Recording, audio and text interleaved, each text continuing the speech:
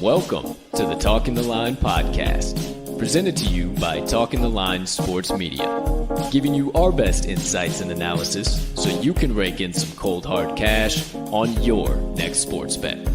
Now sit on back, open up your mind, and let's cash some tickets. We can't thank you enough for joining us. We hope you enjoy.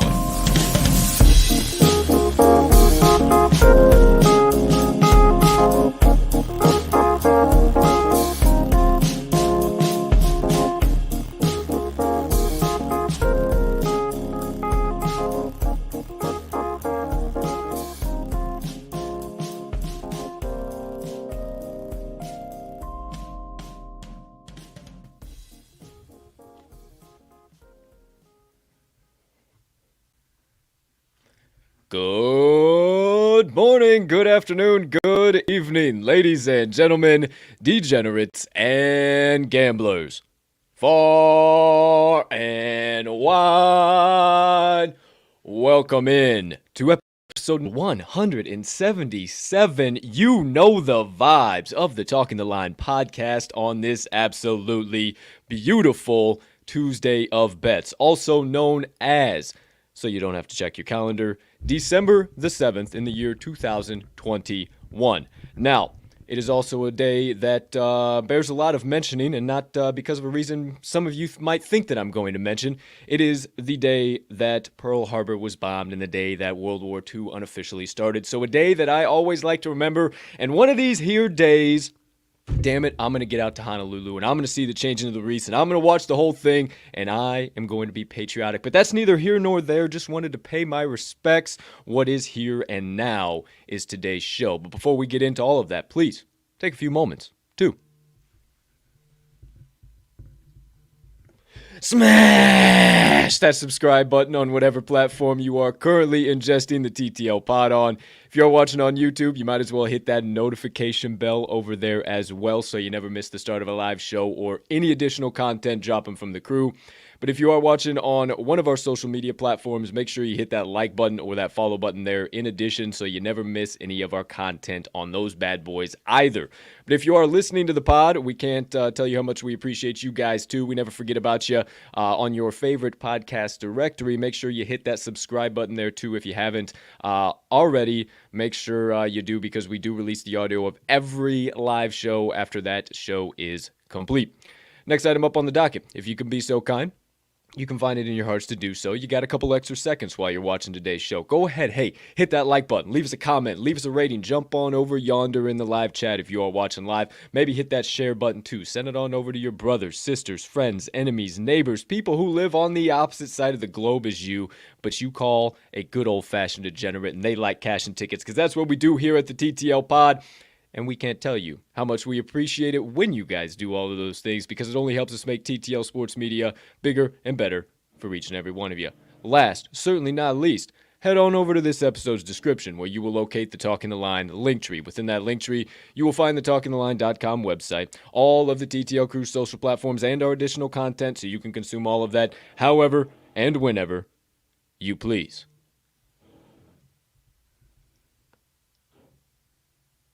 Ladies and gentlemen, and beautiful gambling people, joining us for episode number 177, I am your humbled, honored, hyped, and always handicapping, and apparently in the middle of a fucking construction zone, host, Colton, Cap'n Colt Soroka. And I can't thank you enough for choosing to stop by on this absolutely beautiful Tuesday of Bets. Now, without further ado, I'm not going to waste any more time. I gotta bring in the second man of the hour. The man who graces not only me, but all of you out there with his presence every Monday through Friday, right here, right now, to my left. He may sit in a box, but he also sits in all of our hearts. You know him, my friends, as the man, the myth, the degenerate gambling legend, and oh, I cannot ever forget to give it credit where credit is due, the TTL's resident Southsider and cheesehead faithful himself, Mr. Riley RMags Magnuson. Partner, how you doing over there today, pal? My man, I am doing fantastic. You mentioned it. It is the Pearl Harbor Day. You nailed the respects there. But it is also, if you did not mention it, the 26th journey around the sun of that you have made, my friend. I don't know what I'm trying to say over here. 26th birthday. Happy birthday to you. I appreciate you. We all appreciate you. Everybody hopes it's a great one. Give the man some respect if you see him in person, which I doubt because he's obviously, holed up a little bit. Or if you see him on the Bird app, give him some shout-outs. We appreciate you, my man. But nonetheless, you mentioned Cheesehead. I'll spare you for the day because it is Bear Packer week, but I'll spare you for the day as far as any jabs are concerned, and I'll be back at you tomorrow as the day gets closer. So, you can thank me now or later. That's all right. But I'll thank you now. I'll thank you now. I'd like to spend my one day on the entire calendar not worried about the stupid Chicago Bears of the 2021 regular season. Hey, appreciate the hell out of you, too. I don't make a big thing out of the old B-Day, just another day on the calendar for me. But yeah, 26th lap around the sun, dude. Did not imagine this is where I would be sitting on lap 26, but I am more than honored, humbled, grateful, everything in between to be able to do this for you guys every single day. And hey, on my 26th birthday, why the fuck not too? Let's get after it, baby. Outside of that, you didn't tell us what the hell's going on your end of the Windy City there, pal. Not too much. It's getting to the, finally to the time where it's actually pretty bitter, freezing cold and pretty damn unpleasant to go outside. But other than that, I'm toasty in my nice little apartment over here. So I got nothing crazy to complain about over here. Same here, 100%. We got heat. There's something to be grateful for. If you're being a negative Nancy today, be grateful that you got heat at the old house, okay? Be grateful for that. It's about that time, partner, when you walk outside, you go from whatever building you're located into to wherever said vehicular device is that motors you around wherever said city you live in. Mm-hmm. And that time from building to vehicular device, it's around that time of the year when you run to and then it's damn, shit, fuck, damn, shit, fuck, damn, and you get to the car, and the car somehow is about 100 times worse when you think an covering, an enclosure would be better than out in the elements, if you will. So then that damn, oh man, this sucks, turns into fuck, come on, heat, and it is just the worst time of the year. If you don't know me personally. I used to work at the Enterprise Rent-A-Car, and used to get in a lot of cold cars this time of the year. Boy, this was one of the times of years that we dreaded for sure. But hey, that's not either here nor there. We're not talking about the old green machine. Cars. Shot at green machine, though. Some great people that I got to meet. They're fans of the show, actually, too. But at the end of the day, we're here for the damn TTL pod. Outside of all these formalities that have started here today. Meow. Before we get into a absolutely loaded show on tap here today, we're going to dive into yesterday's best bets of the day. You know we're a full transparency show, so we will always recap them for you. So with all the festivities going on, forgot to share the old screen over here, so just 1 second, beautiful people. All right. Here we go. First time live on your screen, the TTL Crew's best bets from December the 6th in the year 2021. Forgot we were a little over that bad boy. Either way, there you go. There you have it. RMags. This one, my bad. All good. RMags, solid day for the boy over there. 2-1. Cast the under with ease and cast the Pats with ease. As did I. Pistons, little unlucky there, but how you feeling overall? Whiffed on some injury news as far as the Pistons. I don't know if that still would have been a winner if not, because I was a lot of my analysis was that SGA was out. He was not out, and the old Thunder got that one done outright. So that was a whiff on my part. But as far as the NFL, after a rough Sunday, got my licks back, so I'm feeling pretty damn decent about that one, my man. Absolutely, my guy. I cast that one as well. Thank goodness for the Pats. Allowed me to go 500 on the day. Went 3-0 on Sunday, and then a little 1-3 day in college basketball there. So a little something to think about looking at New Mexico State in the future. Maybe a team that we don't need to back that heavy with that much chalk. San Jose State really might not be those guys, pal. I still don't think Pepperdine is those guys, pal. But that might help us with fading some Pepperdine action coming up. Most definitely. I think so, too, because I think they're going to now be extremely overvalued that they got that win and cover. Moneyline Dice roll, the Sea Kraken in the crack house. Big loss. Not good at the crack house. But I tell you what. The Monday Madness parlay was even fucking uglier, my friend. Mercer, easy money. Grizzlies, easy money. Hornets, easy money. Partner, Anaheim Ducks, are we fucking hockey sharps? Easy money. Or we might even, hey. 1 time is a coincidence. Sure. 2 times is a little something. We're up to something over here. 3 times is a damn trend, partner. We're 3-0 on this trend. Dare we bring it 4 times to the show to see if we continue on this run of glory? I think so. Who's to say yes? We continue to lace up the ice the ice hockey skates tonight. But you just wait for that because we didn't cash the damn thing overall. Stupid T-Wolves. Their games were always sweaty. That's why we didn't play the spread and their doggone money line. They couldn't come all the way back. No. That first quarter really, really worried me. I didn't know if they would be able to overcome that. The Hawks have been terrible on the road all year long, and I think they will continue to be, and they'll be really solid at home. But the fact that it costed us a Monday Madness, son of a bitch. Actually, good time for a PSA here. Now, as per usual, we are a full transparency show. We share our winners, we share our losers, no question about it. We always like to tell you, too, the one key thing. Now, we are all in this racket to make a little bit of money. We're all in this racket to have some fun, but it's all about money management. It's all about being smart. Now, you see Mags had a bad Sunday. He's back on Monday. Everything good. I had a great Sunday, mediocre Monday. Everything's still good. We keep it moving. We keep it grooving. We play all of our straight plays that we give out at one full unit. Whatever our full unit is, maybe it's $50 for me one day. Maybe I kick it up to $100 the next day. Maybe I drop it down to $25 if my bankroll's not there. Whatever the case might be. Mags might be totally different. You might be $250, $500, $1,000. You might be $10. You might be $2.50, $5, $10. It doesn't matter.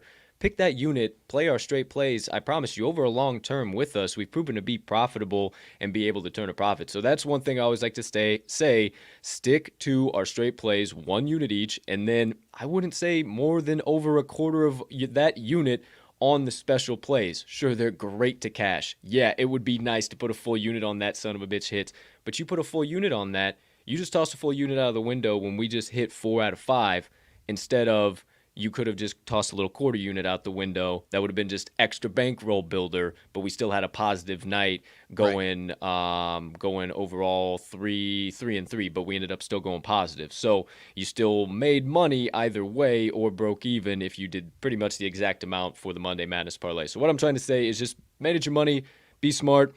We we hit a parlay here and there. We try and get a little bit hotter than we have, but we've been so unlucky in these situations. So I always like to say that quick little opportunity for a PSA. But partner, come on back in here. What do you got to say? If I could add to that, as far as like parlays, the expert advice is really limit yourself on parlays. But like you just said, don't put a full unit down. And I fell victim to it for a long time, where that return dollar, when you're setting it in, it's like, I'm only gonna make it $50. I want $500, and I get it, I do. But you don't realize how nice it still feels to hit one of those, and it doesn't have to be $500. It could be that $50 if you're a low volume bettor, and you're gonna see that in your bankroll, and you're like, damn, that feels really fucking nice. Yeah, like, who cares that I didn't hit $500? Obviously, that would be amazing, but the losses that you will take from those is gonna, if you are putting full units down, is gonna hurt so much worse than when you actually, every once in a while hit those. So when you get those small units, man, it still feels really nice. But like you said, my man, bankroll management when you do lose those. So big time. Very key advice. Glad you dropped that down today. 100%. Big reason why we're able to keep doing what we're doing, man. And it's a key part of this whole sports gambling thing. There's a lot of key parts to it, but it's a very key part. And if you haven't watched Wise Words, shameless free plug, our other show every single Wednesday, you can find it at talkingtheline.com/wise-words-podcast. You'll hear almost every single one of our guests talk about how important money management is to becoming a successful sports gambler. And it's no bullshit. So just always like to give a quick PSA here and there. Well, that's not the only reason why you guys came here. You guys came here for an absolutely loaded show. What do we got on tap? We got RMags Best Bets. He's got 3 coming at you. He's got 2 college basketball, 1 NBA. I got 4 best bets coming at you.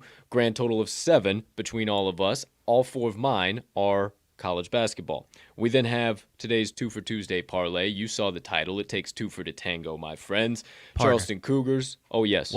I'm sorry to cut you off, but what are those odds on that Twofer Tuesday? No, we're not. No. We're not, don't cut me off. Okay. We're not dropping that yet. We're not dropping that yet, my friend. No. Twofer Tuesday. We're talking about a little Charleston Cougars versus Tulane Green Wave, and then maybe a little Montreal Canadiens versus the Tampa Bay Lightning. But who knows what side we're gonna take? Who knows where we're leaning, what we're going? Who knows what those odds are that my partner did mention? Maybe they are really good. Maybe they are really favorable. Maybe it screams if this doesn't make it to the damn pay window, maybe we take a day off of special plays. I don't know. What I do know is it's the 3rd segment of the day, and you're just going to have to fucking stick around, pal. 4th segment of the day, not really a segment, kind of 3.5 or 3.75, if you will. The TTL Crew's Best Bets of the Day recapped, all on your screen. Time for you to rip out your sports books, hammer them all in, help us bankrupt these books one play at a time. Then we'll get into the official 4th segment of the day, the Moneyline Dice roll. That'll segue us into the second half of the show. Not going to tell you the matchup. You got to stick around for that one as well. Second half of the show will have RMags Sidebar. A little bit of back and forth banter from yours truly and the guy over there. We'll also have some of our usual daily leans, and then we'll have some also TTL announcements, a couple key things. New episode of Wise Words dropping tomorrow, so we'll talk about that. A couple other things there, and then last but certainly not least, my motivation minutes. Last segment of the day. Little message on being like a pencil. What do you think about that? Okay. Yeah. So today's message entitled, Be Like a Pencil. And I'll let you spin and saunter and go back and forth on that as much as you will for the next hour and 15 or so. But for now, partner, unless you have anything else. Yes or no? Oh, no. No, sorry. Okay, I apologize. I left you kind of hanging there. My friend. I'm all good. Apologize. Cut all the nonsense, quit all the drama, and stop the banter. You could go to every other sports media outlet and get. You come to the TTL Pod for the Stone Cold Locks, Picks, Insights, and Analysis, and diving into a few rabbit holes from time to time. But most importantly, running tickets to the pay window with the TTL crew all day and night long. So without further ado, my friends, if you got any questions about a game you don't hear being broke down over the course of the next few segments, go ahead, drop it in the comments. We'll answer them live on the show. You've seen it scrolling in the ticker, but now it is time to change the ticker because it's time for the first segment of the day. RMags, best bets of the day. Now, as always, don't you think I forgot? I took a couple sips pre-cheers here, so I do apologize, my friends. But to me, to you over there, partner, to all you beautiful people sipping the black elixir of the gods on this gorgeous Tuesday of bets, December the 7th, 2021, take your sip, and once we all do, partner, hey, you have the floor. I appreciate you, my man. How's that birthday coffee treating you? Oh, it's fucking morning, good. Dude? It's good. It's good. Alrighty, I'll kick things off here in college basketball. I'll kick things off in college basketball. We are not lining up on any plays today, but I've got two college basketball, one NBA. I'll kick it off with college basketball. Going to a Big Ten matchup. Shocker. I'm sure you're shocked. Nebraska and Michigan. This one is in Nebraska. I am taking the Cornhuskers. I know I took them on Saturday, but I'm taking them again, plus the 7.5 here at home against Michigan, their conference home opener. I got a lot of trends in this one, partner, and I know they blew an 11.5 spread on Saturday at Indiana. I think they're going to be a lot better at home, but they're also in that game for 37 minutes of that game against Indiana, and some momentum and energy and fouling led them to lose that game by as many as they did against the Hoosiers. So I think this 7.5 spread is kind of indicative that they're not that team that's going to lose by 13 points every single game. They're going to hang in, and especially here at home, partner. 4-1 ATS last 5 as a home dog. Has not happened this year yet, so that is a lot of last year. But once again, like last year, I think they're going to be a very similar team as far as taking care of business, or at least keeping things close here at home. And this Michigan team has been fairly inconsistent this year, and a lot of times they've looked really solid. Other times they've looked, not the team that we expect them to be, and I think that's kind of what we're going to see tonight. Michigan 1-4 ATS last 5, following a straight-up win. They had a nice win this past weekend against San Diego State. Now coming off of that 1-4 ATS last 5 after those straight-ups. And then last thing for me as far as trend for Nebraska, 7-2 last 9 following an ATS loss. So they've been favored a lot this year, and they haven't been able to cover those favorite numbers. Now you put them in a favorite or in a dog spot, and obviously, again, on the road, they didn't take care of it, so I probably will stay away from them a little more on the road. But at home, over 7 points, I really like this one a lot, partner. Was moving around a little bit right now. It does look like it's down to plus 7. I'd be a little tentative beyond that. I think 7 is a great number for these guys today. So give me 7.5. More than comfortable if you can get them at plus 7. But give me the Cornhuskers at home to take care of business, partner. So solid as a home dog. I didn't see that. I'm not too keen on jumping into the Big Ten after we got kind of burned before. And I know you're the Big Ten homer. Everybody knows you're the resident Big Ten homer. So it is obvious that you would need to make a play here today, since we weren't able to on Illinois and Iowa, and we both would have hammered Illinois. I actually did on some of our tracking apps, even though I couldn't, plus 2.5, because I liked it so much. For anybody who listens out there that's not in Illinois that can actually play it, damn it.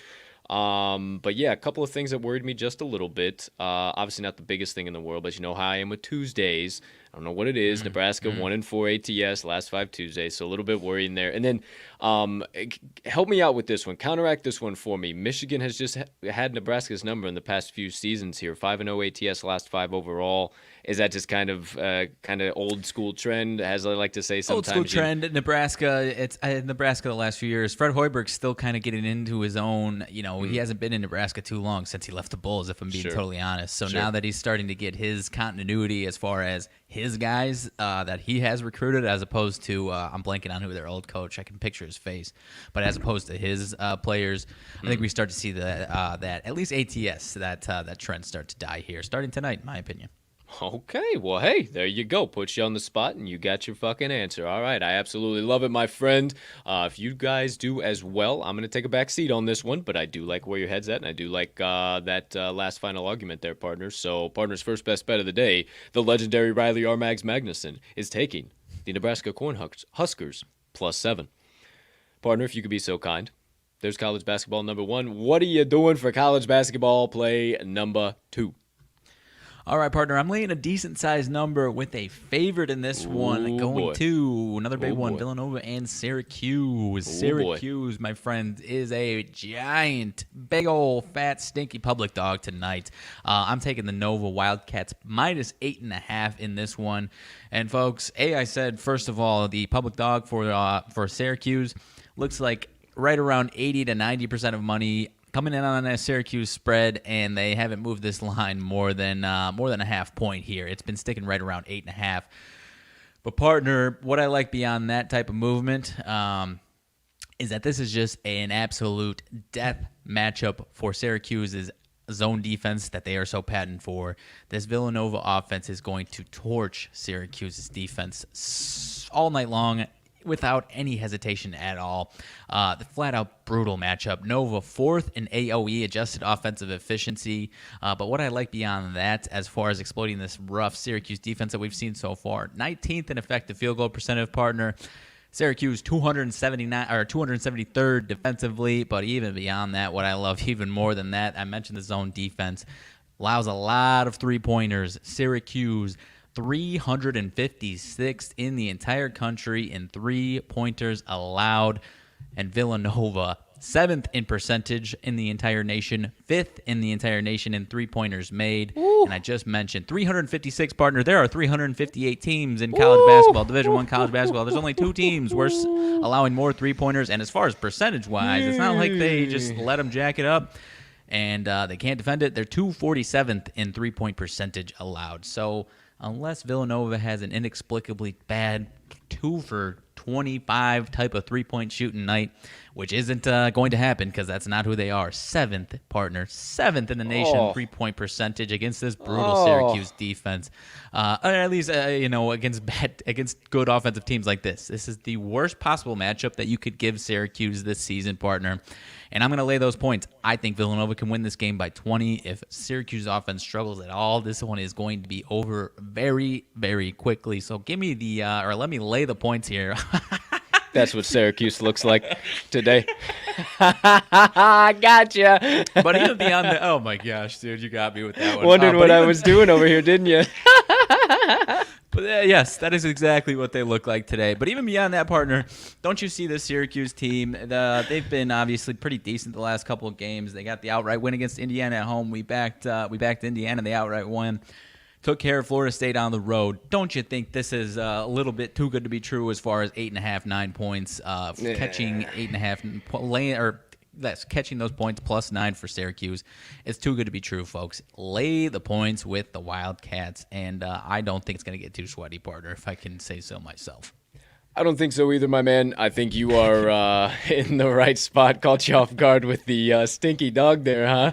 Just the nasty, smelly, disgusting, dirty, ugly public dog is what the Syracuse Orange are today. I agree with you on that, partner. I think I'm in the boat with you now. I didn't want really any action on this game, but it's probably going to get to about 7 o'clock or so. I'm going to say, fuck it, I'm in the boat. So I don't want to get to that, so I'm going to go ahead and get a nice early number on this one, and we'll keep it rocking and rolling. So there you go. There you have it. RMags second best bet of the day. What'd you end up snagging? Ooh, Villanova minus 8.5. Got it right here in front of me, partner. If you could be so kind, wrap up your card, your third and final best bet of the day. If I am correct, please continue. The NBA hardwood is where this one's coming from. Most definitely, partner. I am heading, like you said, to the NBA, and I'm taking the San Antonio Spurs. Plus, I caught them at plus 3. Looks like it's moved down to 2.5 against the New York Knicks. This one is in San Antonio. Okay. And partner, another one where a little bit of a not a public dog, obviously, because the Spurs are the public or the dog in this spot, but the Knicks are a public bet, looking like it so far 60 to 7% of money. And like I said, it has dropped since I've seen it, at least from 3 down to 2.5, making it easier for the Knicks to cover. But folks, just trust your eyes right now. The Knicks aren't playing good basketball. I know you want them to be the team that they were last year. Fun to watch, scrappy defensive team that's shutting everybody down and cashing everybody tickets, but that's not who they are. They're playing bad basketball right now. They have lost and failed to cover 4 of their last 5 games. They ranked 21st in defensive efficiency, partner, a Tom Thibodeau team. 21st in defensive efficiency, 12th in opponent effective field goal percentage. Now, that doesn't sound bad. You're just like, okay, that's top half of the league. 25th over the last 3 games, first of all. But, partner, the reason why they were so good last year, they were number 1 in the entire league in a defensive effective field goal percentage allowed. So 12th for this Knicks team, who is not a star-studded offensive lineup, is bad. That's bad. That's bad for the Knicks. This is not good. They need to be top 5 or better. Obviously, number 1 last year in effective field goal percentage. They're not a good basketball team right now. Mediocre at best. And I know the Spurs obviously aren't blowing the doors off of people, but they're at least playing really solid basketball right now. Won 4 of the last 5, covered all 5 of those games. That includes a win at Golden State, covered against the Suns, and they're just playing really solid basketball, like I said. Not to mention, partner, last thing before I kick it back to you, 4-1 the Spurs are ATS last 5 meetings between these two teams. They take care of business against the Knicks. Pop is going to have these boys playing at home. I think they get it done outright, but I'm absolutely happy to take those extra points. Feel free if this one drops down. Like I said, I'm comfortable taking any sort of money line on the Spurs, but obviously if you can catch some points, go ahead and catch them. Give me the Spurs +3 for my final bet of the day, partner. I'm with you. I think I'm in the boat with you. I think this line should be longer, and it's not because it's a setup for more people to keep hammering in the Knicks. They're getting about 66% of the public bet right now, 62% of money on consensus. So I think you're on the right side, man. I've seen a couple people who are actually brave enough to hammer in the Spurs money line here this evening, so maybe worth a little sprinkle as well. But as far as you, my friend, and your 3 best bets of the day, what say you? Anything else? Anything you got to dish out, divulge out, maybe banter about, bicker about, anything in between? I don't think so. It pains me to say what I said about the Knicks defense because I'm not a Knicks fan by any means. I typically don't like the Knicks at all, but they're basically like nostalgic Bulls from 2010. So I don't like to see them 21st in defensive efficiency. I hope things turn around after tonight, but they just aren't. They just aren't. So take the Spurs. So you're telling me we're not going to see any of that bing bong bullshit tonight? No. And, if things don't turn around quick, these Knicks aren't going to make the playoffs, partner. No. Their over-under was right around 41, which is 500. It was head-scratching for a lot of people, but you're seeing why. Yeah, 150%. They just didn't come out really as the same team, man, and I don't know why. Kind of weird, but I agree with you. Appreciate you and your picks as always. Let's keep the show steaming on down the tracks. Here we go. Second segment of the day. My best bets of the day. Told you I got 4 coming at you, and told you I got 4 college basketball plays coming at you. We kick things off here. They're all at, I do believe, 7 o'clock, 6 o'clock Central Standard Time, I do believe. Let me make sure. I believe so. I got yours on my action already. Yeah, we are all 6 o'clock. So, my friends, we are in. We are loading them up and just we are in the trenches. We are letting them fly. We are going to bankrupt some books at 6 p.m. Central Standard Time. I will meet you guys at the pay window right around 8:30. But for now, I need you to listen up because we need you to lock them in, soldier. First play, we're going to UMass Minutemen against the Northeastern Huskies. And me and partner talked about it pre-show. Man, I'm looking for a spot and an opportunity to get in here on the Huskies.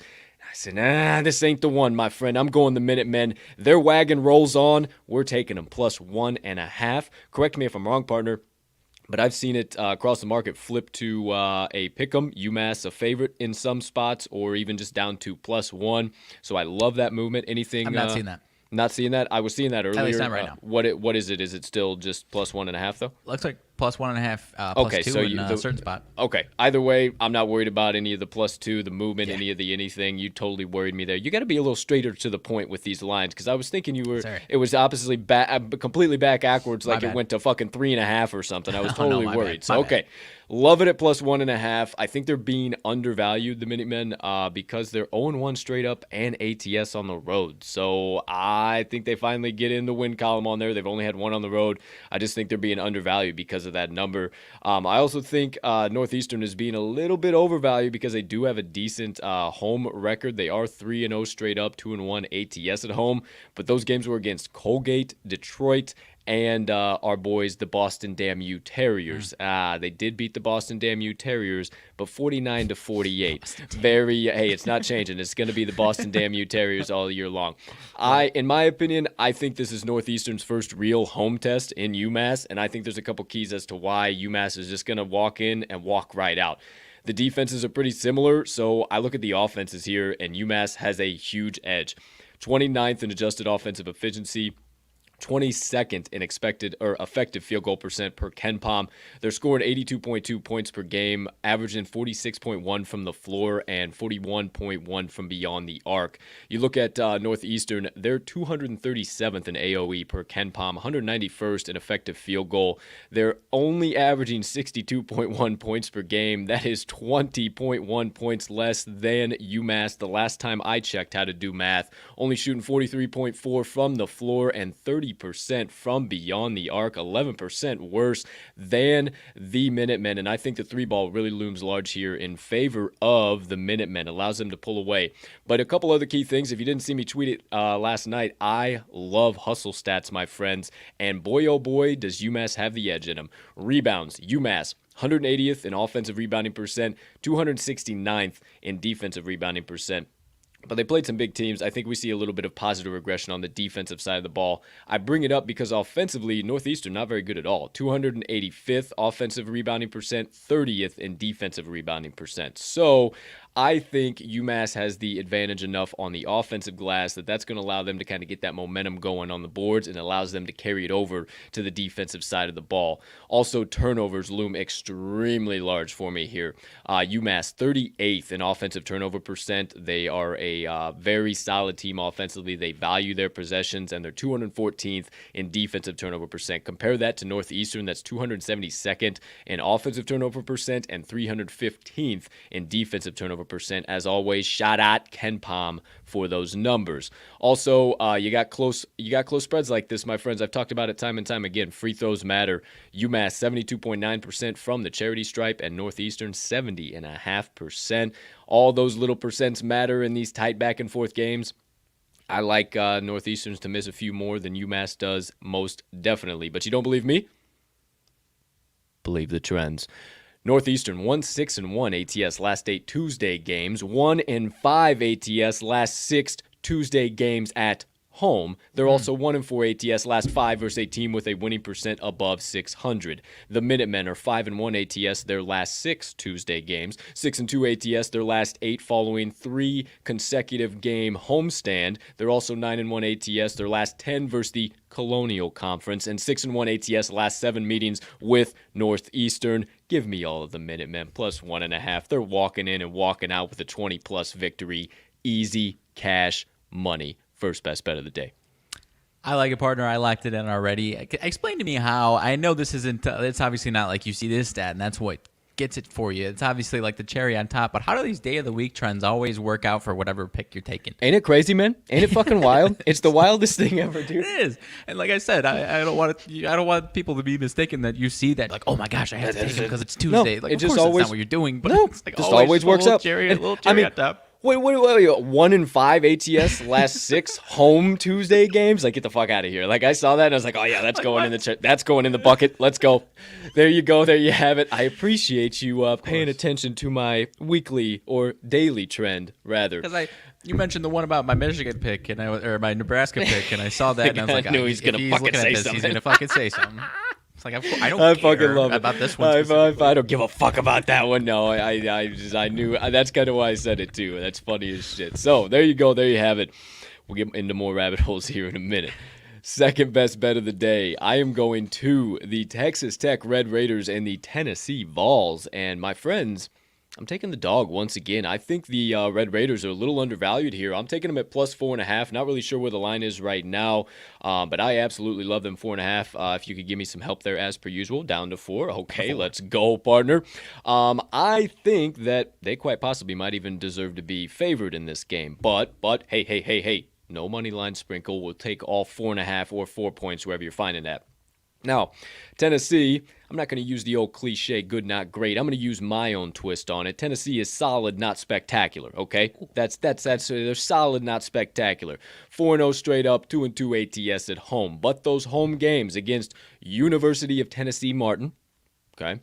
ETSU, who is not the same East Tennessee State that we were cashing tickets with last year. Sure. Tennessee Tech, okay, wonderful. And Presbyterian. The Blue Hose have beat a few teams, but not any great teams. What are they Wonderful. just running ran shot through the state of Tennessee? Wonderful. Terrific. They're pretty much just beating the piss out of Tennessee teams, and that's it. Test. I mean, those were the 4 games they had. You tell me that one of those teams stacks up anywhere close to what the Red Raiders are. You simply can't. But outside of all my dumbass opinions, there are some key stats that you guys need to be aware of that are going to kind of lean in factor of, once again, I think maybe even the Red Raiders pulling off the upset here. Points per game allowed. Texas Tech is scoring 85.4 points per game and only allowing 59.4 points on the defensive side of the ball. Tennessee is only scoring 80.1 while allowing 62 points per game. I know it's very minuscule, but it matters in big games like this. You also have to look at adjusted offensive efficiency, otherwise known on the TTL Pod 2021 copyright, AOE, and also EFG percent, that is effective field goal percent. Texas Tech, 23rd in AOE and 24th in effective field goal percent. Tennessee is 28th in AOE, but they're 48th in effective field goal percent. So I think Texas Tech has a couple more valuable possessions, knocks down a few more buckets, and I think it allows them to keep this game close. And once again, man, I just keep leaning. The more I'm talking about it, they might get this upset outright win. I also think it comes down to the hustle stats again, my friends. Rebounds. Texas Tech, first in offensive rebounding percent in the nation. Okay, let's just get that clear. 85th in defensive rebounding percent in the nation. Tennessee, they're 33rd in offensive rebounding percent. But that ain't no first in the nation, and they're 148th on the defensive glass per KenPom and all of those stats. Obviously, you see the value there on the rebound category with Texas Tech. As far as turnovers go, there also is a very solid edge here. Texas Tech has been having a little bit of trouble, but I think that's going to be one of their points of emphasis here, cleaning up the turnovers. They're 194th, but I think we see some progression from them on the offensive side of the ball because they are 5th in defensive turnovers. They've really been able to hang their hats on forcing other teams to cough up the rock. Tennessee, they are 54th in offensive turnover percent, but they've played some lesser teams, obviously, and I think we see a little bit of regression, obviously vice versa there from Texas Tech from the Volunteers. They're 27th on the defensive side of the ball, but again, they've played those lesser opponents, and I just don't think it matters here today against a much more secure team in Texas Tech. You don't believe me? Believe the trends, my friends. Texas Tech 4-1 ATS, last 5 following an ATS loss. 4-1 ATS, last 5 neutral site games as a dog. That's right, this at a neutral court. It is not in Tennessee.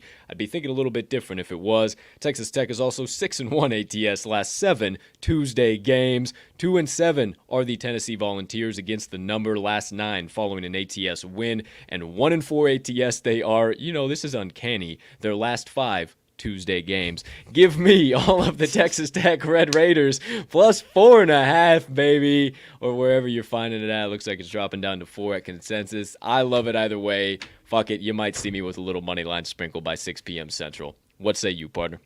Man, I really like it a lot. I actually did not realize. So I mainly stayed away from this one because I like both of these two teams quite a bit. Mm-hmm. And, I think I have like a little bit of a soft spot for Texas Tech for me, which is making me worried if I'm a homer or not. Mm-hmm. I did not realize this was at MSG, so that's why I didn't look too deep into it. I was like, okay, if Colt's got this one going, I'll let him go. I thought this was at Tennessee, man. No. I knew it was neutral. I didn't realize it was at MSG, though. And that's why I thought it was up to 4 because I was like, okay, neutral floor, maybe Tennessee favored by a point and a half, at home by 4.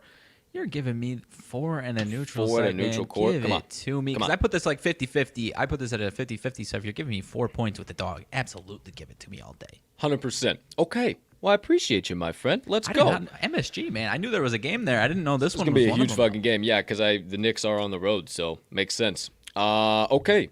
There you go. There you have it. Now, I got 2 more plays, right? I'm going to save the one I was going to go to here. Like, you guys really even knew where I was fucking going. But I'm going to go to the next one first. Going to the matchup between the Brown Bears and the Merrimack Warriors. And I'm taking the hey. I know why you're laughing now because I'm a hype boy about this last one. No, you better believe it. Brown Bears -2.5 is what we're hammering in out of this game. I think Brown is just slightly undervalued. I take this up 4.5. 5.5 comfortably. I think they're a lot better team than Merrimack. They're 7-4 straight up, 7-2 against the number overall, 2-1 straight up, 3-0 ATS on the road, and they've played some solid opponents on the road. Merrimack is not good at all. If you want to back a team that's 4-5 straight up, 4-3-1 ATS, coin flip and a half, 3-1 straight up, 2-1 ATS at home, but they played Lehigh, Hartford, and UMass at home. They got absolutely piped by UMass, and this is really their second big test. And after failing their first big test, I don't think they're going to have studied all too well and be ready to pass the second one. So I'm going to stay away from that, and we're going to be back in the Bears once again, -2.5. But there's more reasons as to why, here statistical reasons, rather, other than my goofy opinions, as per usual, as to why I think this is going to fall in the favor of the Bears.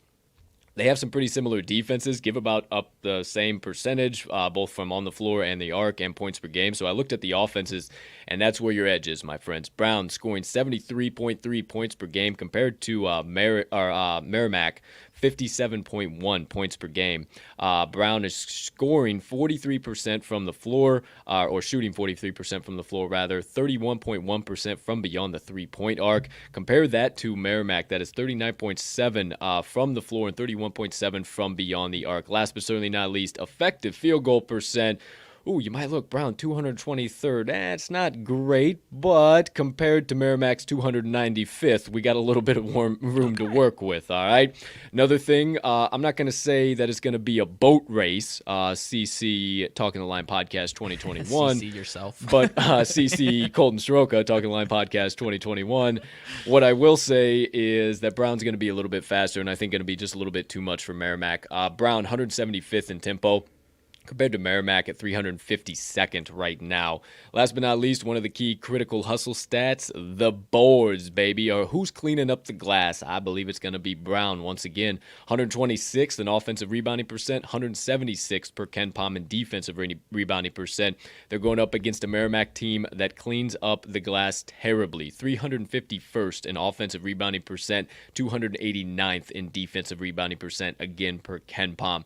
Give me Brown to get those key hustle stats to swing in their favor and really lay the hammer down offensively on Merrimack. But you don't believe me, believe the trends. Brown, 6-1 ATS last 7 overall, 5-1 ATS last 6 following a straight-up win, 4-1 ATS last 5 as a favorite, and 4-1 ATS last 5 versus a team with a losing straight-up record.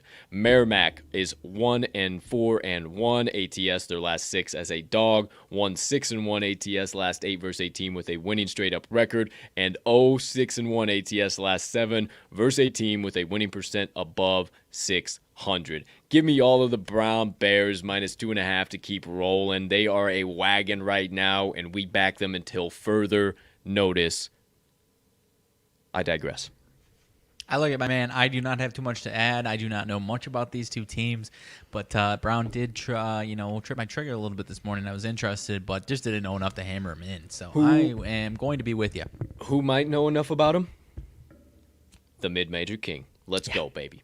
All right, last but certainly not least, this is a real Mid-Major King play, my friends. Took a little bit of a digging, took a little bit of searching. It's going to take a little bit of faith from your end, but I think we are in a right spot here, my friends. We're going to the matchup between the Jacksonville Dolphins and the Georgia Bulldogs, and that's right. I'm not a chance in hell.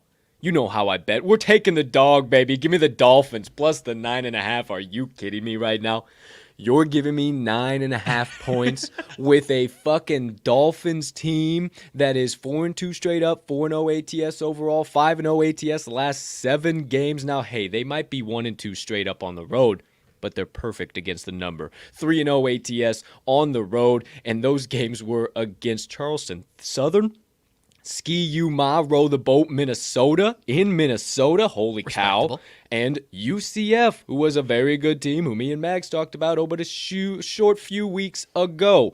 I think they're going to continue to be solid, and you're going to tell me that this Georgia team that couldn't cover a damn bed if you called them a blanket deserves to lay 9.5 regardless of the motherfucking location. You out of your damn mind. They're 3-5 straight up, 2-5-1 against the number. At home, even worse, 3-2 straight up, 1-3-1 against the number. No way in hell am I laying that many points with the Georgia Bulldogs, and I am taking every single one of those points with what has kind of been a cover machine lately in the Jacksonville Dolphins. A couple of key reasons, statistical reasons as always, as to why I believe the Dolphins might even win this game outright, partner, dare I say. Jacksonville's defense is going to smack the Bulldogs in the mouth. They are not going to be ready for it. They are not going to be geared up for this game. But Jacksonville is playing damn good defense. 54.2 points per game allowed. Only allowing opponents to average 37.7 from the floor. 29.6 from beyond the three-point arc. And 52nd in opponent effective field goal percent. They are a damn good defensive team, and we've seen it time and time again. This Georgia Bulldogs offense is not the same one we saw last year. Also, been talking a lot about rebounds here. Rebounds are pretty doggone critical when you want to back a freaking dog. And holy shit, my friends, I had to take this finger, put it on said screen you can't see, and scroll across 3 times on the wonderful Ken Pomeran, KenPom.com data sheet, because I thought I was wrong. My friends, I am not wrong. This is absolutely insanity. Jacksonville, 46th in offensive rebounding percent, 2nd in defensive rebounding percent. Georgia, 156th in offensive rebounding percent and 192nd in defensive rebounding percent. I think that Jacksonville wins the war on the boards, which might even in turn lead them to win the war on the turnovers with how good that defense is, and we might even see them keep this way closer than 9.5, maybe to 4 to 3 to 2. Holy shit, the Dolphins just got an outright win, but you don't believe me. Believe the trends. Jacksonville 4-0 ATS last 4 road games, 4-0 ATS last 4 as a puppy dog, 4-0 ATS last 4 following a straight up win. UGA 1-5 ATS last 6 overall, 1-6-1 ATS last 8 home games, 0-5-1 ATS last 6 as a home favorite, and 0-5 ATS last 5 versus a team with a winning road percent below 400. Give us all of the Dolphins plus 9.5, and baby, by 6 p.m. Central Standard Time, you might see me with a sprinkle on that bad boy again too. Outside of that, that does it for my card. I ain't got nothing else. Wrapping it up, Jacksonville Dolphins plus 9.5. Partner, I love it. I am taking them. I already took them. Can't remember if we saw this already, but it has dropped to plus 9. Can't remember if we saw that already. But partner, you're telling me that the Georgia Bulldogs, who just beat Memphis, they just beat Memphis. They're not going to win by double digits?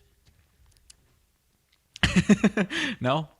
The Memphis Tigers are broken. That's full not there. Fucking, that's full fucking drink of coffee. That's so much less of an impressive win now after the last week. 100%. I don't know 100%. what's going on there. That's a totally different rabbit hole. But yeah, we were talking about Memphis as being one of the top 10 Dark teams horse in the nation, and Dark Horse, and they have not lived up to that hype. So I don't think that matters for Georgia. I don't think they're back on the right track. They can't cover a bed if you called them a damn queen-size blanket and threw them on a twin mattress, some bitch. I'm telling you, they can't cover shit.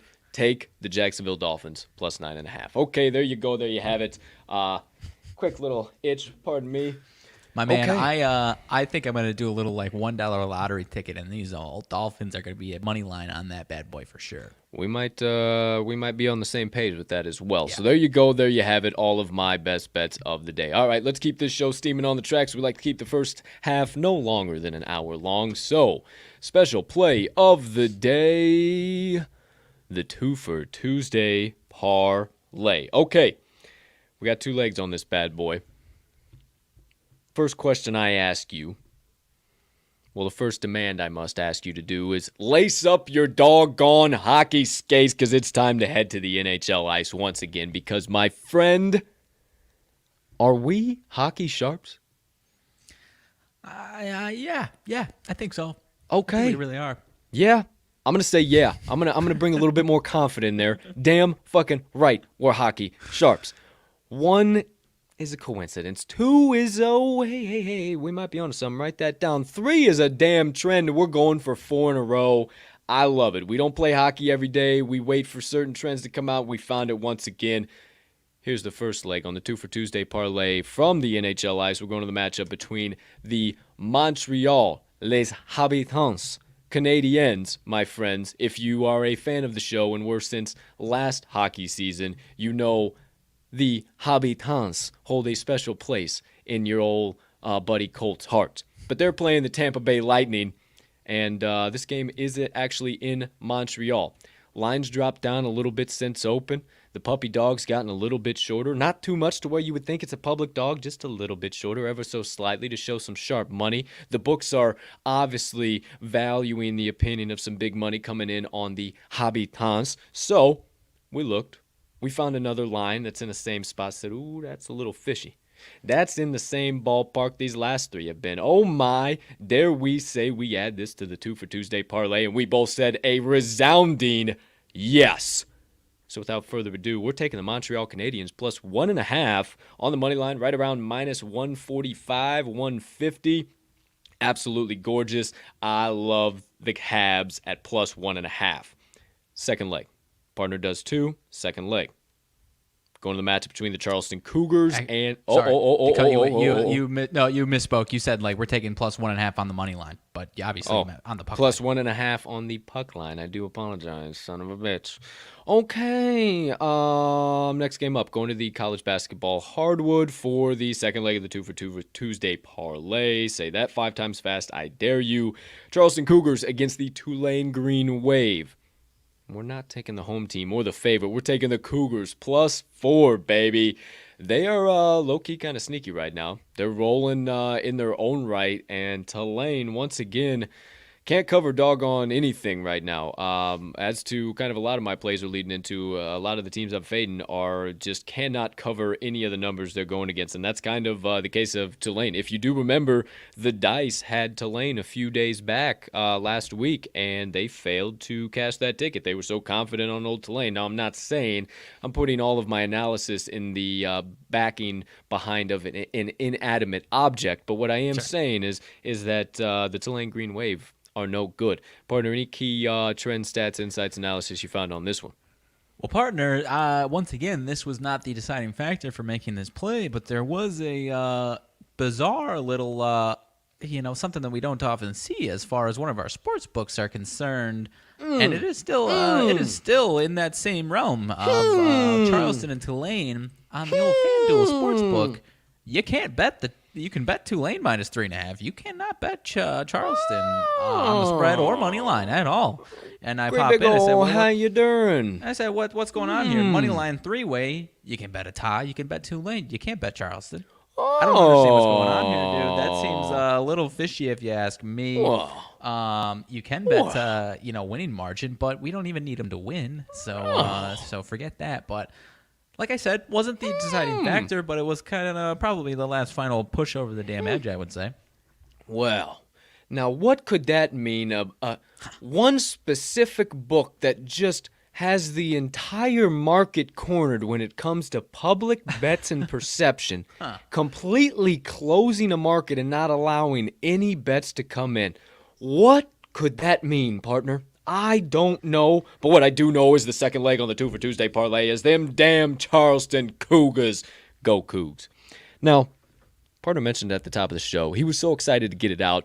We couldn't believe it when we saw it. He about came out of his chair when he saw it for the first time. My friends, if this does not mean that the Twofer Tuesday Parlay is going straight to the pay window, the overall odds payout on this bad boy is beautiful.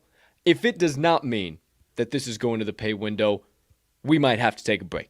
I don't know what the hell. I think the stars are aligned on this one. So once again, the Twofer Tuesday Parlay, 2 legs, total odds plus 222. plus 222. Come on. Give it to me. It's the Twofer Tuesday. It's the first special play we ever came up with. We absolutely love it. It's our favorite one so far. It's the best one. It's going to the pay window. It's 222. The stars are aligned. Please, for the crying out loud, just make it to the pay window. Partner, anything else to add? It has to. It simply has to. You can't do that to us and lose at 222 odds on Twofer Tuesday with a Twofer Tuesday. You kidding me? Come on. There's too many T's. And if I go out of my way to clip up off of all of this fucking Twofer Tuesday 222 bullshit, and then it doesn't get to the pay window, I'm gonna be awful upset at these at what we got going on. So. Once again, as far as 6 o'clock action, my man, you've got 4. I've got one of my 3, and the first leg of this 2 is also at 6. So if anyone's got 3 extra TVs so that I can have 6 TVs going on at once, that would be much appreciated, my man, because only, the second leg is at 7, so it's going to be overlapping, and then my final 2 are, just easing us back into the nightcap. But, man, we've got a wall of action, so to speak, yeah. It's going to be terrific. It's going to be wonderful. It's going to be exuberant. It's going to be exhilarating. It's going to be an electrifying experience, Mags, and so everyone can enjoy it with us. We got to recap all of today's best bets of the day. Without further ado, my friends, you know the drill. Rip out those sports books. Get out your pens or your pencils if you're a little bit mistake prone, and your paper, or however you take stock of the TTL Crew's best bets of the day, because it is about time to hammer them in, get in the trenches, lock and load, and get ready for the daily battle with the books, with the TTL Crew. So without further ado, partner, get on back in here and let me share this screen real fast. And without further ado, it is now time for the TTL Crew's best bets of the day on this gorgeous December 7th, 2021. If you would so kindly turn your attention to the top left portion of the screen to RMags Picks, his 3 best bets coming to you. 2 from the college basketball hardwood and 1 from the NBA hardwood. He's taking the Nebraska Cornhuskers plus 7.5, the Villanova Wildcats minus 8.5, and the San Antonio Spurs plus 3. Turn your attention to the top right corner of your screen. My best bets coming at you. 4 of those bad boys today, all college basketball plays. We're taking the Brown Bears minus 2.5. Texas Tech Red Raiders plus 4.5. The UMass Minutemen plus 1.5. And the Jacksonville Dolphins plus 9.5. Directly above us, you see the Twofer Tuesday Parlay, paying out at plus 222 odds. The 2 legs on that Twofer Tuesday Parlay for a total odds of 222 odds. Making it to the pay window are the Charleston Cougars going up against the Tulane Green Wave on the college basketball hardwood at plus 4. And the Montreal Les Habitants Canadiens plus 1.5 on the puck line. Once again, Twofer Tuesday Parlay, 2 legs for a grand total of 222 odds. We need your help, soldier. Getting all of these plays straight to the pay window for today's battle with the books. But before we can, we need you to lock them in, hammer them home, sprinkle a little bit of dough down. Whatever you need to say, just make sure you get today's TTL Crew best bets of the day in at whatever the current best line is on your favorite sports book. Again, dude, how? 222, how? Not like we've heard it out. How this does one? This one's 250. Where's the loss, No, this Mags? one's 205. No. Where's the loss? Where's the loss, Mags? Show me the loss. Show me the loss. I don't see one. I don't see one. Show me the loss. I don't see it.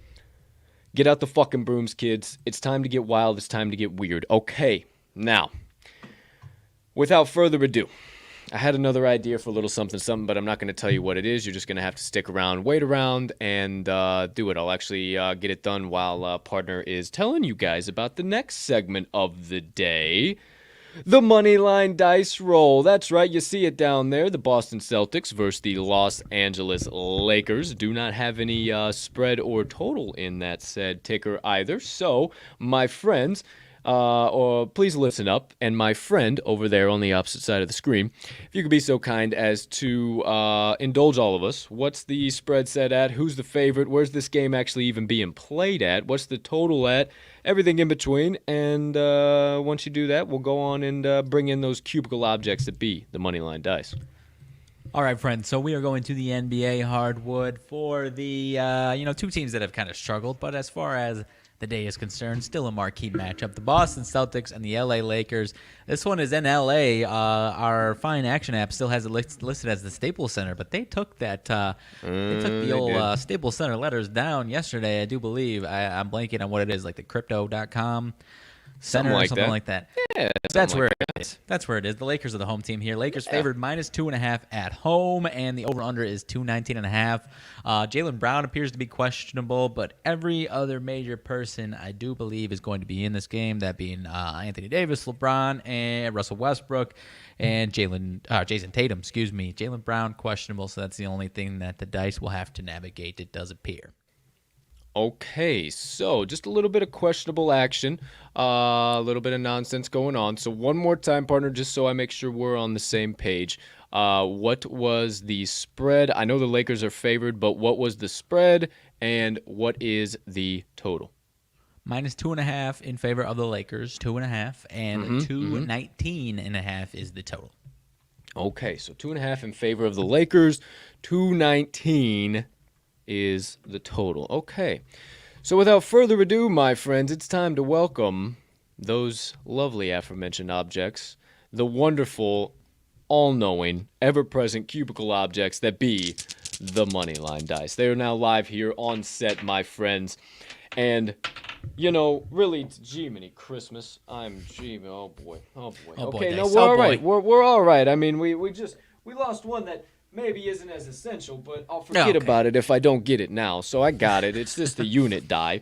But we got the home away roll coming up first. Second roll, Moneyline ATS. Third roll, wild card roll. Now, in order to set the mood, set the vibes right here, I just got to let the dice see what's going on, what's happening, what we plan to do today, and what we have already brought out of the closet. Okay? So just quickly, fastly, in a hurry. We're fucking sweeping the board, boys and girls. We're sweeping the fucking board here. Oh, let me bring it in. Bring it in. Looky here. We're sweeping the fucking board. You see him. You see him. You see green. You see green in the brooms. I'm telling you, it's absolutely gorgeous. It's absolutely beautiful. We are sweeping the board. Okay, there you go. There you have it. Without further ado, my friends, Moneyline Dice roll of the day. First roll we'll go into, rather, is the home or away team. So, are we going home team Los Angeles Lakers? Are we going away team Boston Celtics? We all find out in 3 and 2 in 1. Away team, Boston Celtics. Away team, Boston. That's a big away. Away team, Boston Celtics. Second roll, Moneyline ATS. So we getting a little plus money Pauly, or we just going to get a couple extra points with the boys, the old C's over there in Los Angeles? We find out in 3, in 2, in 1. ATS, we get the 2.5. We get the 2.5. That is ATS. There you go. There you have it. Okay. Wild card roll. Are the die doubling down once again here today after a failed cover yesterday? Are they going to be re-rolling, or are they just going to give us another ticket to cash with the total? I don't know. He doesn't know. You don't know. But we all find out in 3, in 2, in 1. Away money line. Away money line. I can dig it, man. Boston's the dice have spoken! If you want a guaranteed take not 1 ticket, but 2 tickets to the pay window tonight, not per me, not per Riley RMags Magnuson, not per any living human that walks this beautiful earth, but from the all-knowing cubicle objects that be the Moneyline Dice, hammer in right here, right now, no questions, qualms, or queries. The Boston Celtics, plus 2.5 And the Boston Celtics, money line.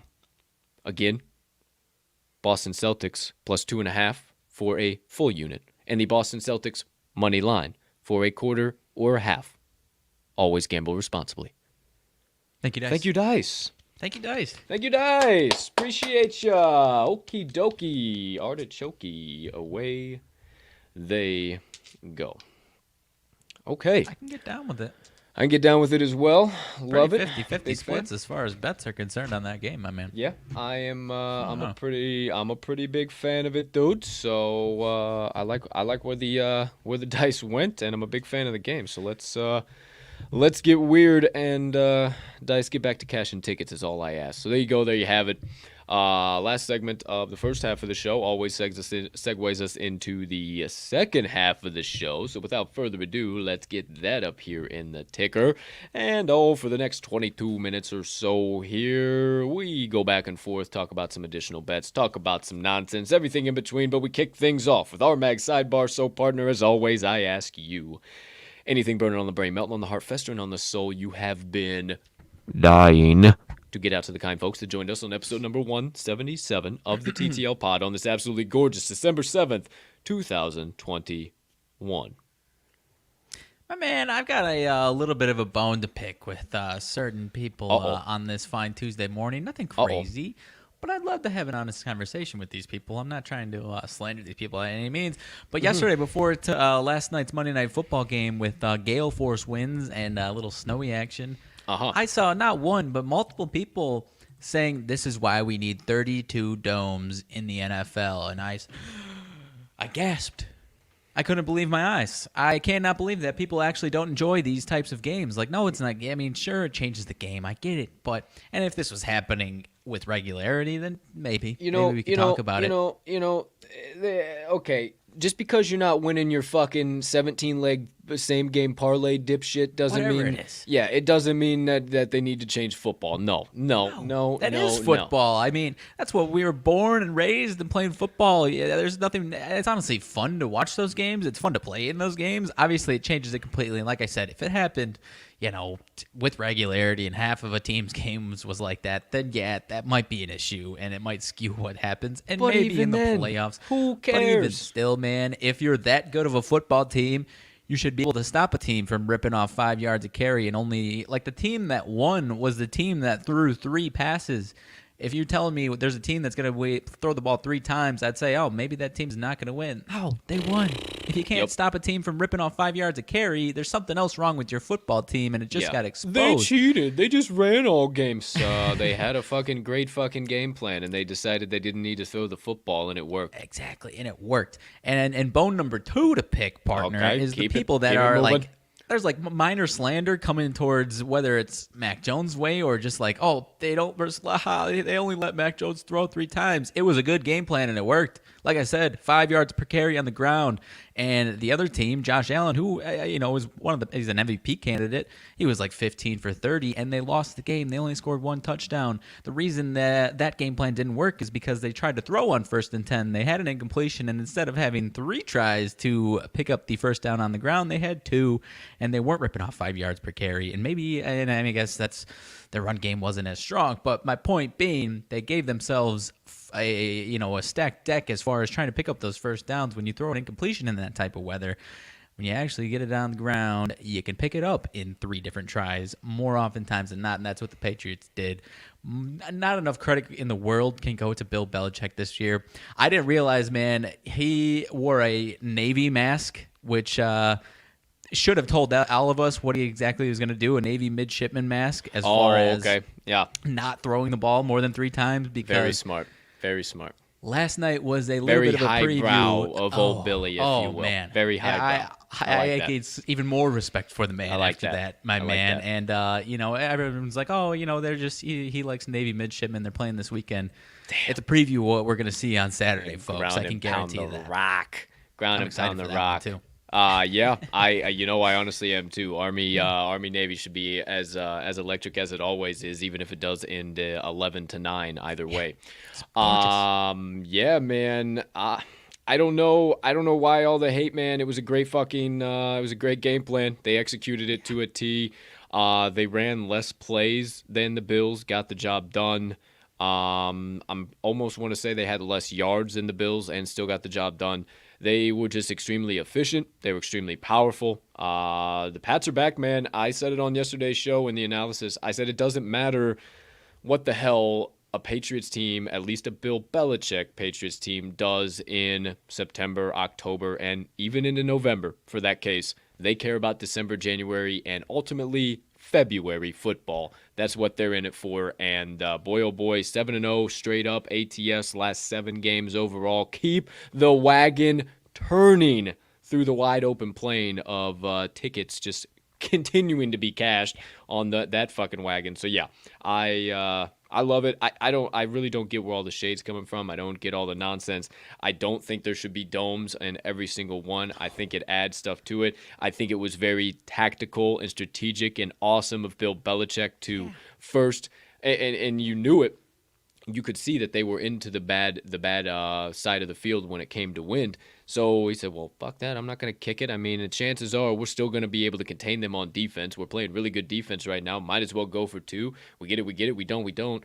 Odds are saying right now that we're probably going to get it more times often than not. So let's just go for it. And bang, there you go. They start the game up 8-0, and it gave them that cushion for the entire game. So I don't know, man. I was a big fan of last night's game from an overall perspective. It was a solid fucking game, and I love, dude. I mean, okay, and I bet you here's a final closing thought. I bet you those same Jagaloons who after the game were, well, this is why we need domes and They're saying before and after. Okay, we're probably still retweeting all the fucking pictures of the wind and the snow and oh my gosh, can you see this? Can you believe this? This is amazing. This is awesome. Oh, can you believe this? Like, I mean, come on, two sides of every playing both sides of the coin here. It don't work. So I don't know, man. Get me out of this soapbox. I love the game last night.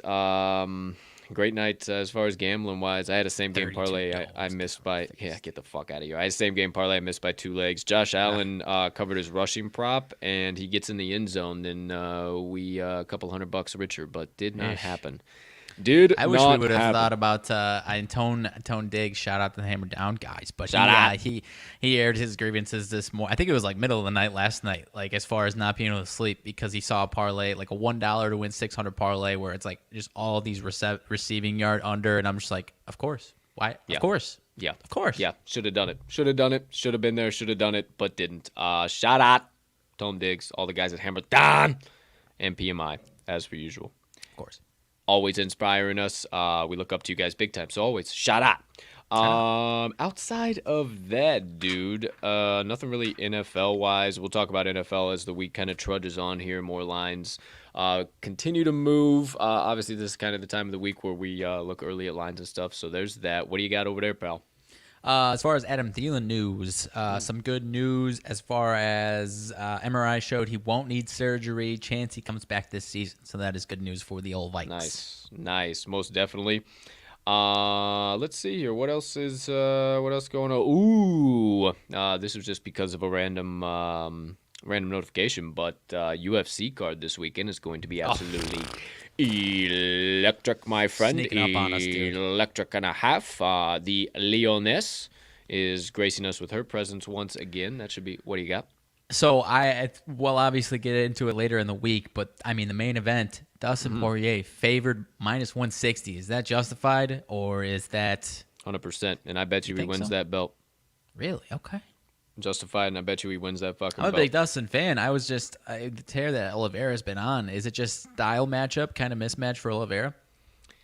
Yeah, I think so. And just Dustin is on a whole nother level. And knowing what I know now with like seriously, not just like, oh, I bet on UFC, bro. Like seriously handicapping week in and week out and diving into lines, like he's winning that fight. With what I know and what I've seen, now I could be talking out of my ass, but what I've seen and what I know, he's gonna win that fight. So, okay. I like it. Yeah, but again, hashtag DBAB. Oh, he's a bad man, dude. He's a bad man. He's a bad man. He's a fucking bad man. And you do not bet against Brazilians when they are underdogs. So that leads me. Just stay away and enjoy. Yeah, I kind of. Yeah. Kind of, probably. Or maybe your boy will find some type of a round prop or something we can Within the distance, maybe. So maybe we can have that'll probably be like minus 350. I'll bet you it ain't gonna be no value on that one. Okay. So maybe your boy will be able to find something. We can have a little bit of juice on the main event because it's gonna be juice for that fight. Yeah, it's gonna be a stay away from both sides. Another one. I just love Sugar so much, but you cannot, in good faith, bet against a Brazilian that is at plus 250 in Howlin' fucking Paiva. Howlin' Paiva, if you don't know that name, he's a fucking dog. He is going to give Sugar everything he can handle to get out of that cage. And what's going to be really interesting is going to be probably the first time we've seen Sean on his back in a very long time. So it's going to be very interesting to see where his BJJ game is as far as a full-going UFC fight. I'm a little worried because we ain't seen Sugar for a minute now. Like a minute now. So since the Moutinho fight. I think it was fight. since, there you go. It was a Moutinho fight, so yeah. You were right, though. It's even longer than you even led on to. Oliveira Poirier, minus 550 inside the distance. Yeah, it wouldn't. Yeah, it's going to be a scrap. It's going to be a scrap, and I think somebody's going to go to sleep. But then again, it might be a 5-round banger, and you might have a little bit of value. So I'll look into it. We'll see. One I'm actually looking forward to, and this is a fight fans fight, is Jeff Neal against Santiago Ponzinibbio. That's going to be so fucking good. Ponzinibbio, he's been in the UFC for a while, actually. He's been cutting his teeth for a hot minute now, and he just kind of recently came back on the scene, whooping guys' ass, fresh off of a huge KO win, if I'm not mistaken, or at least TKO. And Jeff Neal, obviously, is Jeff Neal. He's a bad fucking dude in and of himself. I mean, he holds a 4.42 significant strike landed per minute in the UFC, so he's a bad dude, so I don't know. I'm going to lean Ponzinibbio, but I'm going to say that is going to be a fight and a half because it is a dead even pick 'em. They're both minus 110 right now, so it's woo. Also Kai Kara France against Cody No Love, boy. Woo! Cody No Love minus 140, opening up as the favorite there. I love me a good fucking city kickboxing kid though. That I like Kara France. A city kickbox. Anytime you see a city kickboxing guy as a fucking underdog, like, you got to take a little bit of a play. Eugene is too damn good. Shout out my guy Josh Emmett fighting Dan Ige. I used to fight, or not fight. I did used to fight, but I used to serve Josh Emmett when I worked at CJ's at ISU. Oh, that's right. You've told me. Yeah. So, worked at a pizza place called CJ's Restaurant and Catering. Shout the fuck out to all my homies at CJ's, bro. Holy shit. Actually, my boy Corey Reed, just had his birthday. If by any chance he happens to see this, I know he follows us on Facebook. So, shout out Creed. Also, Josh Emmett used to come in on Sunday mornings. I worked 7 a.m. to like 7 or 8 p.m. And he would come in early as hell, like right when we opened, and he'd always order an Eggs Benedict. And he was cool as fuck, coolest dude ever, but just a brick shit house. So he's fighting Dan Ige. I don't know how fucking big Dan Ige is. Obviously, I've never served him breakfast, but I know Josh Emmett is a big motherfucker. So that's going to be one I'm really interested in watching. Pedro Munoz fighting Dominic Cruz. Are you kidding me right now? That is going to be absolutely fucking undercard, man. That is going to be insane. Augusto Sakai against Tai Tuivasa. I love Tai Tuivasa. Get the fuck out of town. Jordan Wright against Bruno Silva. If you open that up and you look at Jordan Wright, you're going to be like, Bruno Silva's going to crush that fucking kid. Dude, I'm telling you, Jordan Wright is a fucking madman. And if that was not a Brazilian, I would be taking Jordan Wright at all plus 280. Period. Okay. It would be my long shot of the card. He is a bad motherfucker, and it might cause me to stay away from that fight just because of how much I like him as a fighter too. Andre Muniz going against Eric Anders. Oh, my heavens, that is going to be a middleweight scrap. Miranda Maverick stepping in. Yeah. She's stepping in for... Maybe this wasn't the card. I don't know. Either way, Miranda Maverick going against Aaron Blanchfield. That's going to be insane. Alex Perez, Matt Chanel. That's going to be insane. Ryan Hall, Derek Minner. So far, I have not named a bad fucking fight. No. Jillian Robertson against Priscilla Cochiera. That opens up the card, and that's not even a bad fight. Randy Costa, Tony Kelly. I mean, my friend, there's not one fight on this card where I'm like, Yeah, that's like a fucking 17 and a 26, and they just need that to move some fucking rankings around and get some shit done. And there's probably going to be like a fucking 15-minute just kind of slop fest. Like, there is not one that, oh my, how, since like beginning of August, dude, I just feel like the UFC has continued to outdo themselves weekend to weekend. Like, weekend to weekend, it has just got better and better card by card. It is blowing my mind, dude. Holy smokes. And I mean, a lot of people are, I don't know if sick of is the right word, but seeing these Amanda Nunes fights, which I'm not. I mean, it's just a showcase every single time of how good she is, and it's so awesome, man. I just hope Jules can do something. I hope Jules can do something. It's a decent fight. She's fucking sick. Juliana Payne is sick, man. I don't know. She's good all within her own right, but the Lioness is just too damn good. And the problem is now too, is she hasn't fought. She was going to, but she got COVID and the whole shit happened since she's been a mom. And now, granted, obviously it was by other means. It obviously didn't whatever. Oh no, She's about once since she's been. She still has. So yeah, either way, she's got fucking mom power. I forgot she still got pregnant and did the whole thing. I thought they had like somebody else do it for him. I forgot she got whole pregnant. So she's got fucking mom power is what I'm trying to say. And she looked amazing last time. Don't fuck around with a woman with mom power that is an athlete or a man that is an athlete that has dad power. For some reason, you try and bet against him, and it just always crumbles in your face. I mean, Carson Wentz, 21-0. I mean, I know it was the Houston Texans, but fuck, he's got dad power, and he's shutting fucking teams out now. I don't know what it is. Far as I asked that Amanda Nunes question as far as like what's the chances Pena puts up a fight, and your answer was just almost exactly how I always every single Amanda Nunes fight where like the girl she's fighting is like very talented, but it's always like she's good, but it's the fucking lioness. She's just like the bullet. Light work of her. It's the lioness and the bullet. There's nobody. There's nobody. And I don't know how closely you follow. I mean, maybe you didn't follow the UFC that closely back then, but like.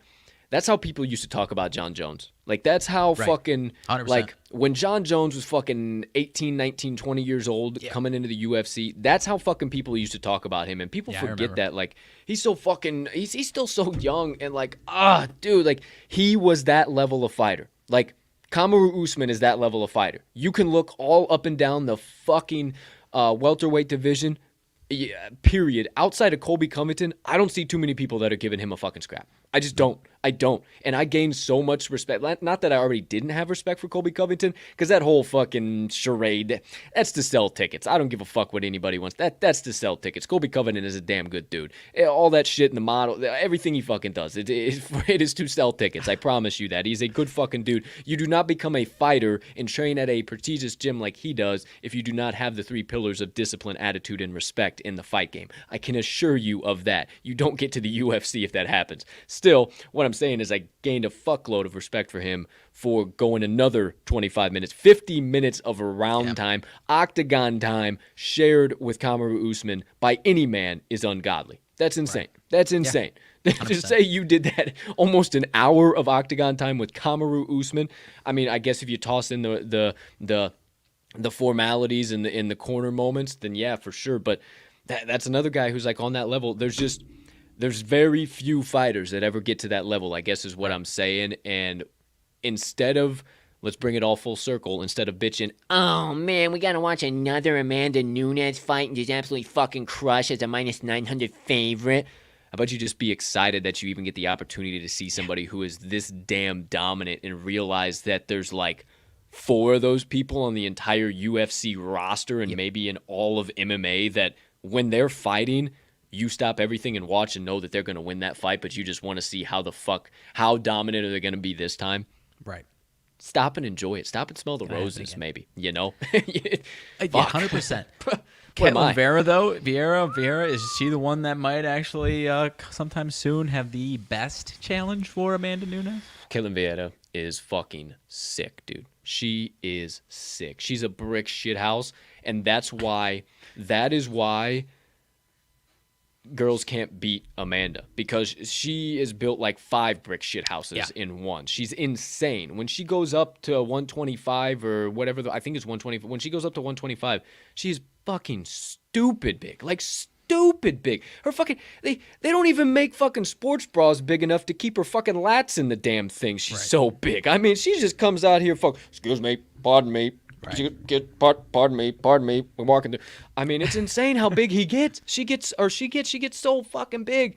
And yeah, I think so. Ketlin might be one of the only chicks that might be able to hold a candle to her, but it'll be a little while. She needs to make a couple of improvements. Especially after that last fight. I mean, she looked good, but still a couple of improvements before you're fucking, because it is still in my mind, it's she's really good, but Right. Yeah, for sure. So good UFC cards. This is the last pay-per-view to close out the year. Couple left.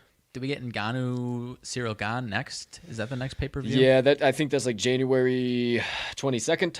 Maybe I'm totally wrong. Maybe I'm talking January out of my... 22nd? Yes, sir.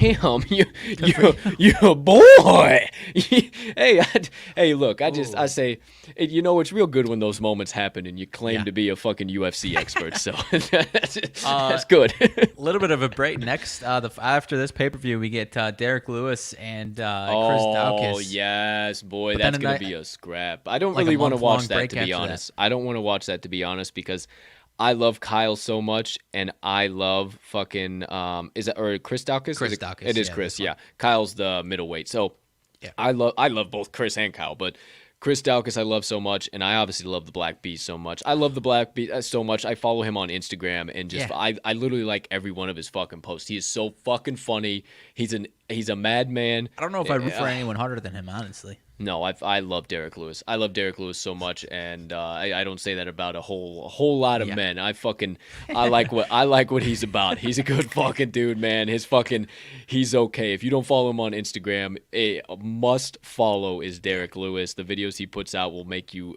die laughing. Sometimes it'll be like, did that really just happen? Like, what the fuck? But he always captions him, he's okay, like, or she's okay. It's so perfect, and it's just, if you know Derek Lewis, you know the Black Beast, like, that is him. It's so great. But yeah, we got heavyweight action will start to come up sometime middle of next year, quarter of the way through next year. We got Izzy Whitaker too, so we'll have that some point in time. That'll be in Auckland, but again, it might not be till into next year. Who knows when fucking Auckland and Australia are going to open. Auckland and Australia are still fucking full lockdown. Yeah, so who knows when those guys are going to open up, and that's where they want to fight it at. That's where they want to have it at. And so I don't know. Because, think about the views that thing will sell. You got two Aussies fighting in Australia or Auckland, wherever they decide to have it, New Zealand, whatever.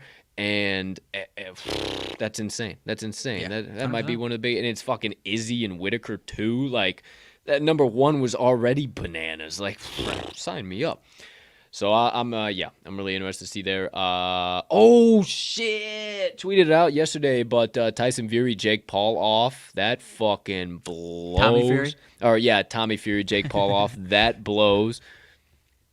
I mean, whatever. But you saw, you say they replaced it already though?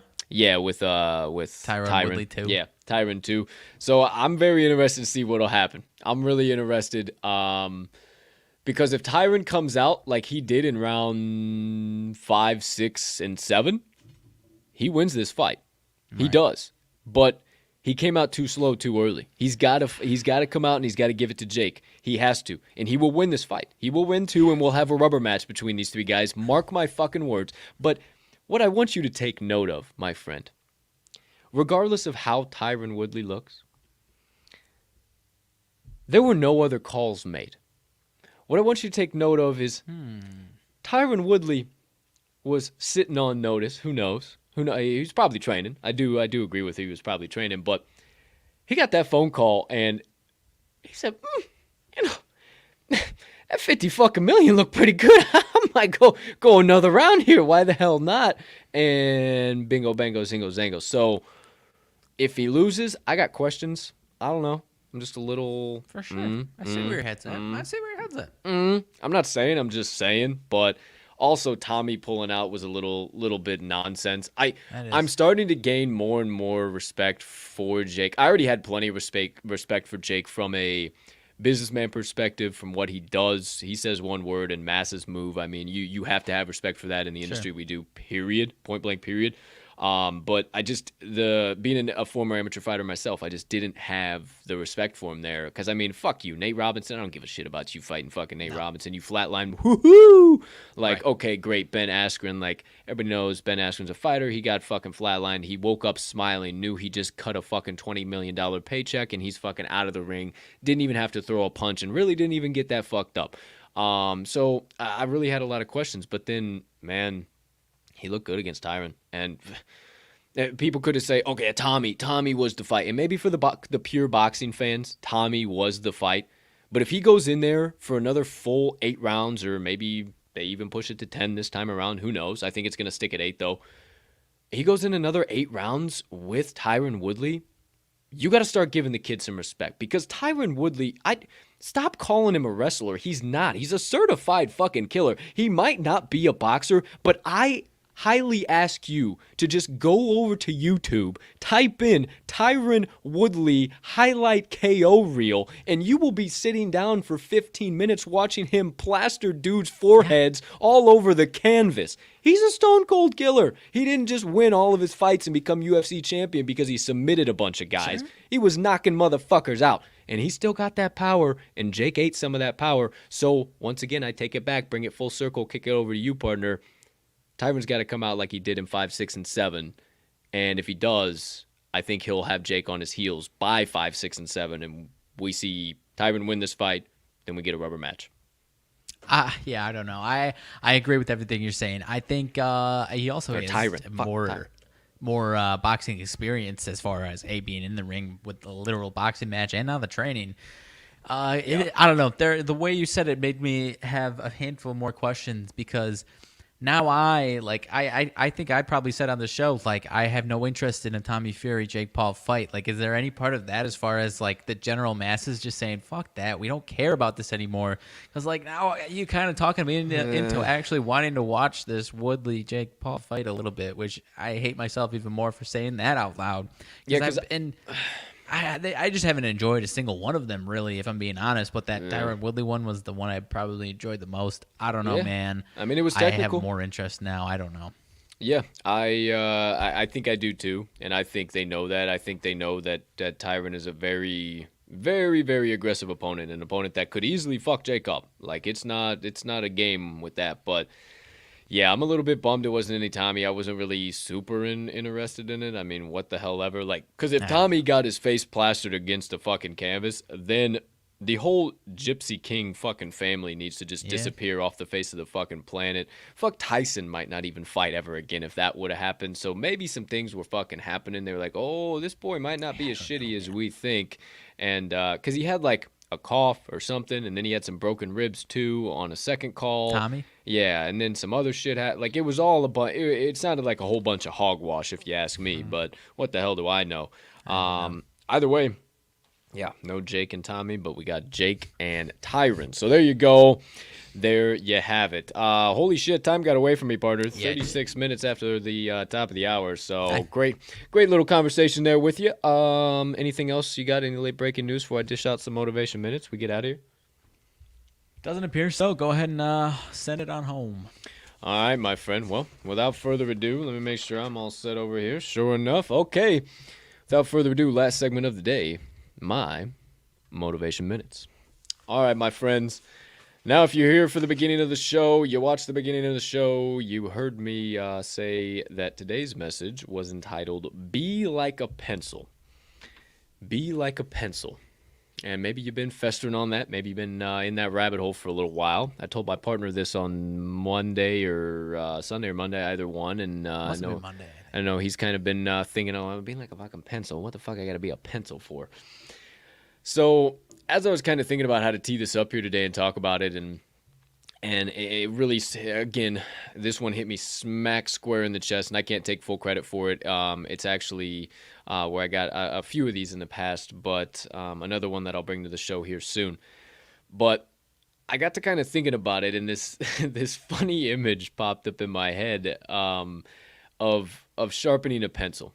And maybe if you're a highbrow thinker, you can already kind of get where I'm going with this. But first things first, let me just preface this by saying, isn't it great that or maybe it's a good thing rather that pencils aren't adamant objects, that they're inanimate objects, that we can't hear how they feel being sharpened, you know? Sure. Because maybe it's just fucking stick a pencil and sharpener, it's just,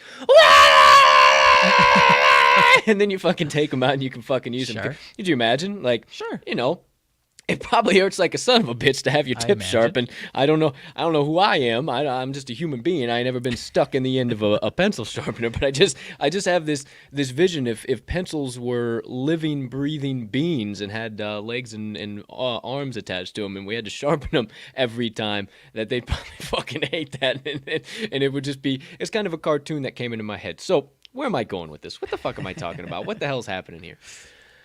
So you think about that. Be like a pencil and sharpening a pencil. So, how does a pencil become useful? By sharpening it. Okay, so the only way a pencil can be utilized is in order to sharpen it to a fine point so it can be properly used in its fashion, and then whittled down a little bit, and then we got another piece of paper that we have to write on, so we got to go back and sharpen some more a little bit, and come on back and we'll resharpen, we're refined on our point, and we're ready to write again. So maybe, again, if you're a highbrow thinker, you know where I'm going with this, but be like a pencil. And maybe it's a good thing that we can't hear what it feels to a pencil being sharpened, but maybe we can draw a little bit more from that than we realize. Maybe we know what it feels like to be sharpened.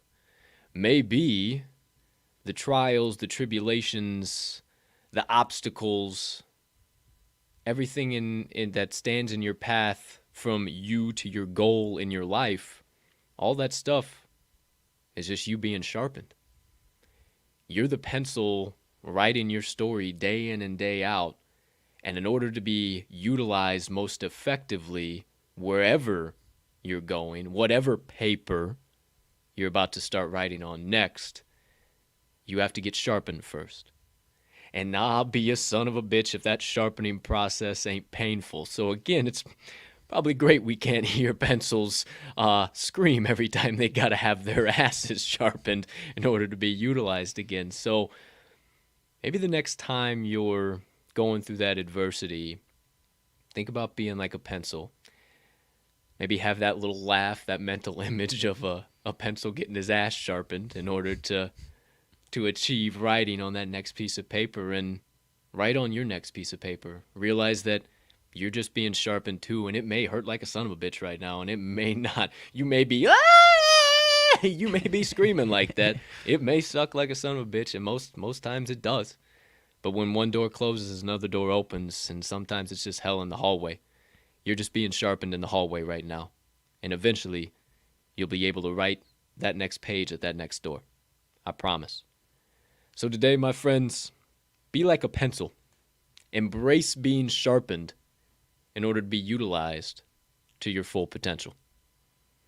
And that does it for my Motivation Minutes of the day.